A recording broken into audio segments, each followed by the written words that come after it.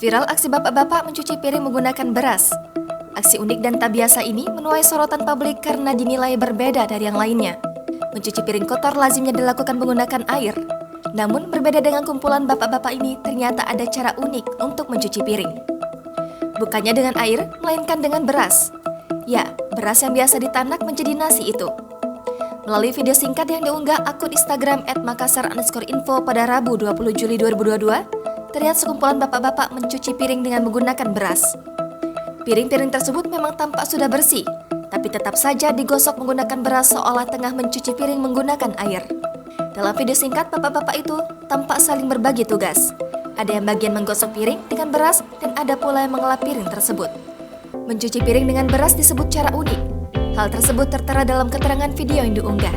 Melihat hal tersebut, banyak warganet yang berkomentar jika penggunaan beras untuk mencuci piring sangat disayangkan. Apalagi beras tersebut masih bisa diolah menjadi makanan. Ada pula warganet yang mengatakan jika mencuci piring menggunakan beras seperti mencuci piring tayamum alias tanpa menggunakan air. Hingga artikel ini dibuat, video bapak-bapak mencuci piring menggunakan beras telah disaksikan lebih dari 1000 kali tayangan dan mendapat 72 komentar warganet.